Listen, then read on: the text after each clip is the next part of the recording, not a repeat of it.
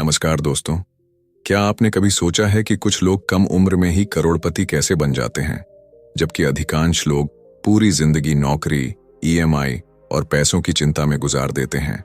हमें बचपन से सिखाया जाता है कि अच्छी पढ़ाई करो, अच्छी नौकरी पाओ, पैसे बचाओ और धीरे धीरे अमीर बन जाओ। लेकिन क्या होगा अगर यह पूरा फॉर्मूला ही गलत हो? क्या होगा अगर करोड़पति बनने का एक ऐसा रास्ता हो जो आपको दशकों तक इंतजार करने के बजाय कहीं तेजी से वित्तीय स्वतंत्रता तक पहुंचा सके? आज की इस ऑडियो बुक समरी में हम जानेंगे द मिलियनेयर फास्ट लेन की उन शक्तिशाली सीखों को जिन्होंने लाखों लोगों की पैसे और सफलता के बारे में सोच बदल दी है। यह किताब आपको बताएगी कि क्यों सिर्फ कड़ी मेहनत करना काफी नहीं है, क्यों समय आपकी सबसे बड़ी संपत्ति है और कैसे सही सिस्टम बनाकर आप अपनी आय और अपनी आजादी दोनों को कई गुना बढ़ा सकते हैं। अगर आप भी जीवन में सिर्फ गुजारा नहीं बल्कि असाधारण सफलता और वित्तीय स्वतंत्रता हासिल करना चाहते हैं तो ये समरी आपके लिए है। तो आप अपनी सोच को सीट बेल्ट बांध लीजिए, क्योंकि अब शुरू होने वाला है द मिलियनेयर फास्ट लेन की एक ऐसी यात्रा जो पैसों के बारे में आपके हर पुराने विश्वास को चुनौती दे सकती है। दोस्तों, आगे बढ़ने से पहले वीडियो को एक लाइक और हमारे YouTube चैनल बुक वाला माइंड को सब्सक्राइब करें और बेल आइकन दबाना ना भूलें, ताकि आप ऐसी पावरफुल ऑडियो बुक समरी देखना मिस ना करें और हमें कमेंट करके बताएं वीडियो का सबसे अच्छा पार्ट कौन सा लगा। तो चलिए शुरू करते हैं। चैप्टर 1, करोड़पति बनने का सबसे तेज रास्ता। कल्पना कीजिए, मंगलवार की सुबह है, अलार्म बजता है, आप बिना मन से उठते हैं, जल्दी जल्दी तैयार होते हैं और फिर उसी रास्ते पर निकल पड़ते हैं जिस पर आप पिछले कई सालों से चल रहे हैं। ऑफिस पहुंचते ही काम शुरू हो जाता है। दिन भर की भाग दौड़, मीटिंग्स, जिम्मेदारियां और फिर शाम को थके हुए घर वापसी और रात को बिस्तर पर लेटकर अचानक मन में एक सवाल आता है, क्या मैं अगले 20 या 30 साल भी यही करता रहूंगा? शायद आपने भी कभी यह सवाल खुद से पूछा हो। अधिकांश लोग पूछते हैं कि अमीर कैसे बना जाए, लेकिन बहुत कम लोग यह पूछते हैं कि आखिर वे अमीर क्यों नहीं बन पा रहे हैं। यही वह सवाल है जिससे इस किताब की असली यात्रा शुरू होती है। एक बार एक युवक था जो अपने आसपास लोगों को देखता था। सभी मेहनत कर रहे थे, सभी जिम्मेदार थे, सभी भविष्य के लिए बचत कर रहे थे। फिर भी एक अजीब बात थी, उनमें से ज्यादातर लोग आर्थिक रूप से स्वतंत्र नहीं थे। कुछ लोग 20 साल से नौकरी कर रहे थे, कुछ 30 साल से, लेकिन वे अब भी समय के बदले पैसा बेच रहे थे। युवक के मन में एक जिज्ञासा पैदा हुई, अगर सब वही कर रहे हैं जो समाज सही बताता है, तो फिर इतने कम लोग वास्तव में अमीर क्यों बनते हैं? शायद यहां कोई ऐसी बात थी जिसे ज्यादातर लोग सोच ही नहीं पा रहे थे। धीरे धीरे उसे एहसास हुआ कि समस्या मेहनत की नहीं थी, समस्या रास्ते की थी। मान लीजिए 2 लोग एक ही शहर से निकलते हैं, दोनों पूरी ईमानदारी से गाड़ी चलाते हैं, दोनों मेहनत करते हैं, दोनों समय भी बराबर लगाते हैं। लेकिन अगर एक व्यक्ति गलत दिशा में जा रहा हो तो क्या सिर्फ मेहनत उसे मंजिल तक पहुंचा देगी? शायद नहीं। यही गलती पैसे के मामले में भी होती है। ज्यादातर लोग यह मान लेते हैं कि समय के साथ सब ठीक हो जाएगा, एक दिन बड़ी सैलरी मिलेगी, एक दिन पर्याप्त बचत हो जाएगी, एक दिन जिंदगी आसान हो जाएगी। लेकिन वह एक दिन अक्सर कभी नहीं आता। क्यों? क्योंकि समय अपने आप दौलत नहीं बनाता, सही सिस्टम दौलत बनाता है। यह सुनने में साधारण लगता है, लेकिन इसका असर बहुत गहरा है। सोचिए, अगर आपकी आय सिर्फ आपके काम करने पर निर्भर है तो आपकी कमाई की एक सीमा है। लेकिन अगर आपने ऐसा सिस्टम बना दिया जो आपके बिना भी लोगों की मदद करता रहे, मूल्य देता रहे और आय पैदा करता रहे, तो खेल पूरी तरह बदल जाता है। यहीं से इस किताब का सबसे बड़ा विचार सामने आता है। अमीर लोग सिर्फ पैसा कमाने की कोशिश नहीं करते, वे ऐसे साधन बनाते हैं जो पैसा पैदा करते हैं। एक कर्मचारी अपना समय बेचता है, लेकिन एक उद्यमी या निर्माता ऐसा सिस्टम बनाता है जो हजारों लोगों तक पहुंच सकता है। यही फर्क धीरे धीरे करोड़ों का अंतर पैदा कर देता है। और यहां शायद सबसे दिलचस्प बात यह है कि यह अंतर बाहर से दिखाई भी नहीं देता, क्योंकि शुरुआत में दोनों की जिंदगी लगभग एक जैसी दिखती है, लेकिन सालों बाद परिणाम पूरी तरह अलग होते हैं। इस अध्याय का सार यही है कि दौलत केवल मेहनत का परिणाम नहीं है, दौलत उस रास्ते का परिणाम है जिस पर आप चल रहे हैं। गलती इसलिए होती है क्योंकि लोग मेहनत पर ध्यान देते हैं, दिशा पर नहीं। और जब दिशा गलत हो तो तेज चलना भी आपको गलत जगह ही पहुंचाता है। शायद इस समय आपके मन में भी एक सवाल उठ रहा होगा, अगर अधिकांश लोग गलत रास्ते पर हैं तो आखिर वे कौन से रास्ते हैं जिन पर लोग अपनी पूरी जिंदगी चल देते हैं, और क्यों उनमें से केवल एक रास्ता वास्तविक आर्थिक स्वतंत्रता तक पहुंचाता है। चैप्टर 2, अमीर बनने के बारे में सबसे बड़ा झूठ। क्या आपने कभी किसी बुजुर्ग व्यक्ति को यह कहते सुना है, बस बेटा मेहनत करते रहो, पैसे बचाते रहो, एक दिन सब ठीक हो जाएगा? शायद सुना ही होगा। और सच कहें तो हम में से ज्यादातर लोगों ने इसी सलाह पर भरोसा करके अपनी जिंदगी की दिशा तय की है। लेकिन एक पल के लिए सोचिए, अगर यह सलाह पूरी तरह सही होती तो क्या दुनिया के सबसे मेहनती लोग सबसे अमीर नहीं होते? एक युवक था जो बिल्कुल यही मानता था। उसे लगता था कि अच्छी पढ़ाई, अच्छी नौकरी और लगातार बचत ही सफलता का रास्ता है। वह रोज सुबह जल्दी उठता, समय पर ऑफिस जाता और पूरी ईमानदारी से काम करता। हर महीने कुछ पैसे बचाता भी था। उसे विश्वास था कि वह सही रास्ते पर है। लेकिन एक दिन कुछ ऐसा हुआ जिसने उसकी सोच बदल दी। ऑफिस से लौटते समय उसने सड़क किनारे एक बुजुर्ग व्यक्ति को देखा। उम्र लगभग 70 साल होगी। वह अब भी काम कर रहा था। उसके चेहरे पर थकान थी। युवक के मन में सवाल उठा, अगर मेहनत और समय ही दौलत बनाते हैं तो इतने सालों की मेहनत के बाद भी यह व्यक्ति अब तक आजाद क्यों नहीं हुआ? शायद जवाब उतना सरल नहीं था जितना उसे हमेशा बताया गया था। धीरे धीरे उसने अपने आसपास देखना शुरू किया। उसे एहसास हुआ कि अधिकांश लोग एक ऐसे खेल में फंसे हुए हैं जिसकी नियमावली उन्होंने कभी खुद नहीं बनाई। पहले पढ़ाई, फिर नौकरी, फिर प्रमोशन का इंतजार, फिर घर का लोन, फिर बच्चों की जिम्मेदारियां, फिर रिटायरमेंट की उम्मीद और फिर आजादी। लेकिन समस्या यही थी, यह पूरी योजना आज के लिए नहीं बल्कि किसी दूर के कल के लिए बनाई गई थी। लोग अपनी वर्तमान जिंदगी को भविष्य के वादों के बदले गिरवी रख रहे थे। यही इस अध्याय का सबसे बड़ा विचार है।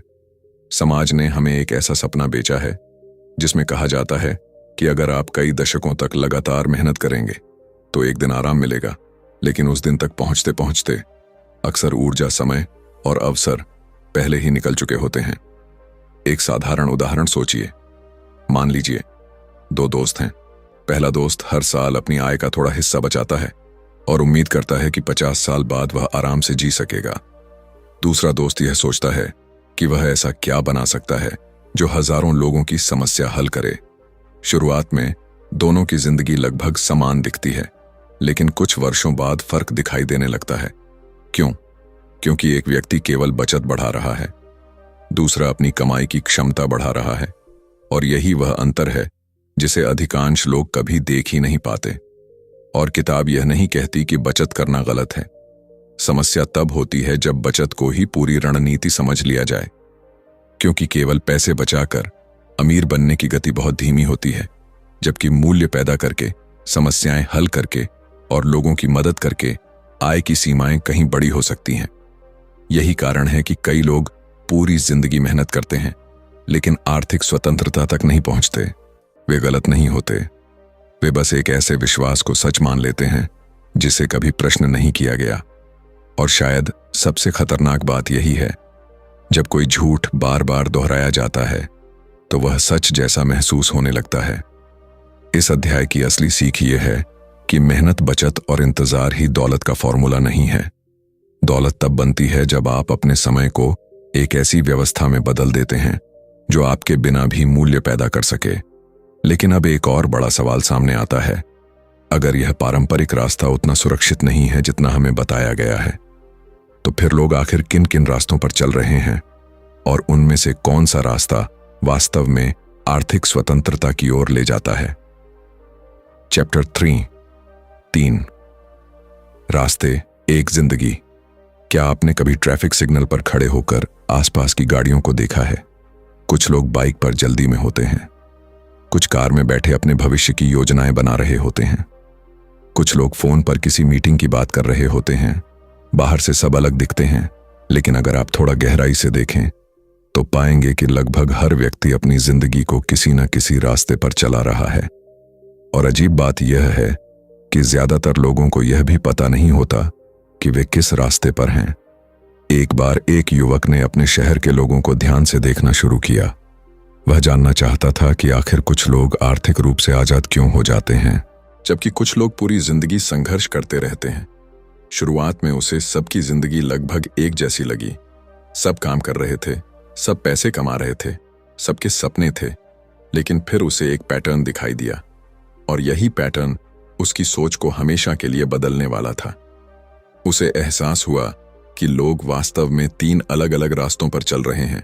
पहला रास्ता था आज में जीना।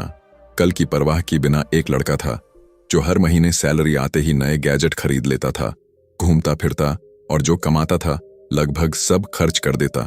तब उसे लगता था कि जिंदगी का मजा अभी लेना चाहिए और भविष्य बाद में देखा जाएगा।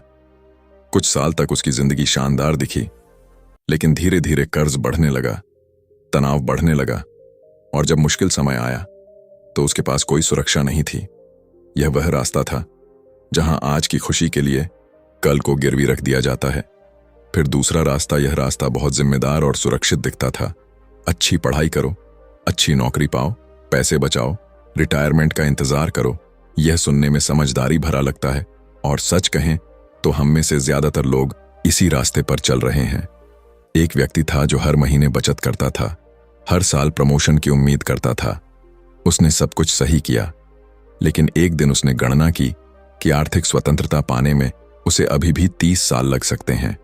उस दिन पहली बार उसे महसूस हुआ वह आगे बढ़ तो रहा था, लेकिन बहुत धीरे। और यहीं एक ऐसा सवाल पैदा हुआ जो शायद आपने भी कभी महसूस किया हो, क्या पूरी जिंदगी इंतजार करना ही सफलता की कीमत है? फिर युवक ने तीसरा रास्ता देखा। यह रास्ता सबसे कम भीड़ वाला था।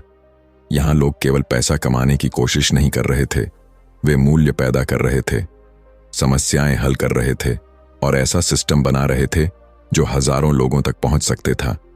एक महिला थी जिसने अपनी नौकरी के साथ साथ लोगों की एक छोटी समस्या को हल करने वाला ऑनलाइन काम शुरू किया। शुरुआत में कोई बड़ा परिणाम नहीं मिला, लेकिन समय के साथ उसका काम बढ़ता गया। अब उसकी आय केवल उसके काम करने के घंटों पर निर्भर नहीं थी। उसने एक ऐसा साधन बना लिया था जो लगातार मूल्य दे रहा था। यही वह रास्ता था जिसे किताब फास्ट लेन कहती है। इस अध्याय का सबसे बड़ा विचार यही है कि आपकी आर्थिक मंजिल केवल आपकी मेहनत से तय नहीं होती, वह उस रास्ते से तय होती है जिस पर आप चल रहे हैं। लोग गलती इसलिए करते हैं क्योंकि वे अपने रास्ते को कभी प्रश्न ही नहीं करते। वे बस वही अपनाते हैं जो उनके आसपास के लोग कर रहे होते हैं। लेकिन सच तो यह है कि हर रास्ता आपको अलग मंजिल तक पहुंचाता है। अगर आप आज की खुशी के पीछे भागेंगे तो भविष्य मुश्किल हो सकता है। अगर आप केवल भविष्य के लिए जिएंगे तो वर्तमान निकल सकता है। और अगर आप ऐसा सिस्टम बना पाए जो लोगों के लिए मूल्य पैदा करे, तो समय और पैसे का रिश्ता बदल सकता है। यही कारण है कि यह किताब रास्ते की बात करती है, केवल मेहनत की नहीं, क्योंकि सही रास्ता साधारण मेहनत को भी असाधारण परिणामों में बदल सकता है। Chapter 4 sidewalk.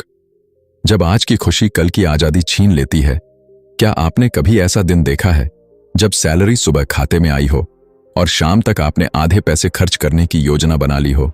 शायद नया मोबाइल लेना हो, दोस्तों के साथ पार्टी करनी हो, कोई ऐसी चीज खरीदनी हो जिसकी आपको सच में जरूरत भी नहीं है।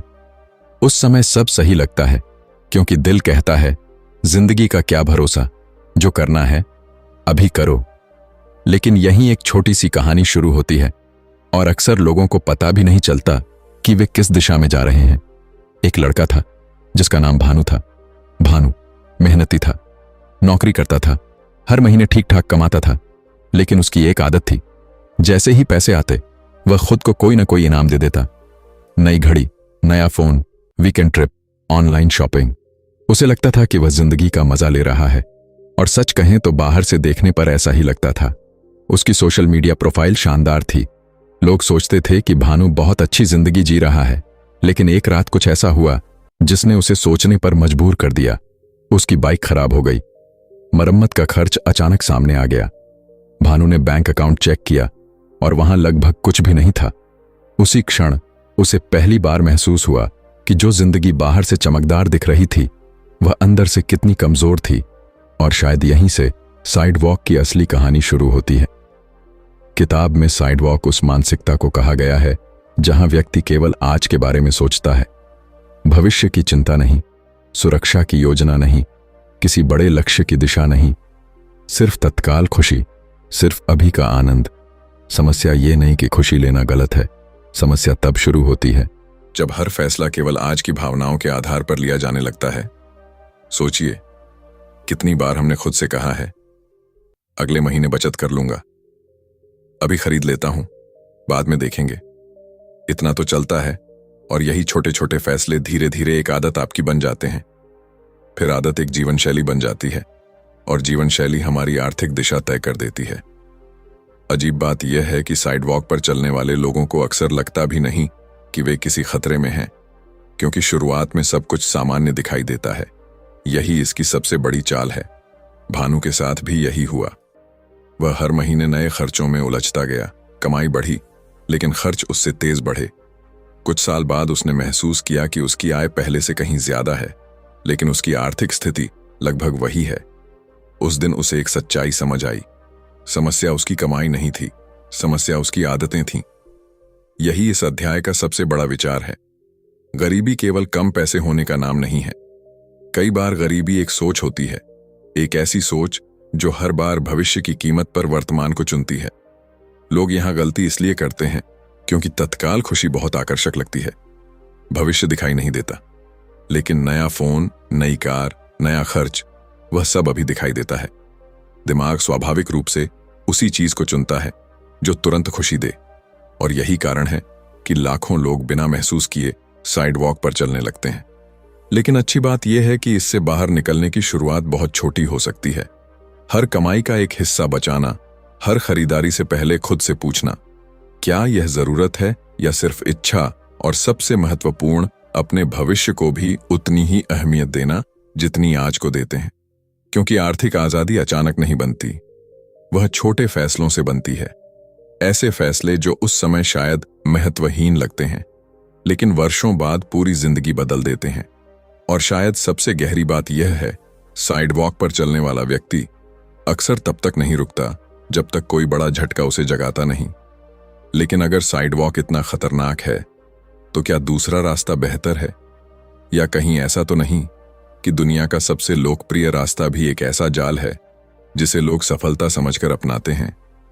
अगर इस ऑडियो बुक की सीख ने आपकी सोच में जरा सा भी बदलाव लाया है, तो इस बदलाव को यहीं मत रोकिए।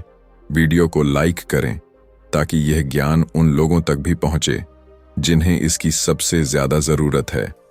हमारे बुक वाला माइंड चैनल को सब्सक्राइब करें, क्योंकि यहां आपको ऐसी ही दमदार किताबों की आसान और गहराई से समझाई गई ऑडियो बुक समरीज मिलती रहेंगी। और कमेंट में जरूर बताइए, इस किताब की कौन सी सीख ने आपकी सोच बदल दी। धन्यवाद।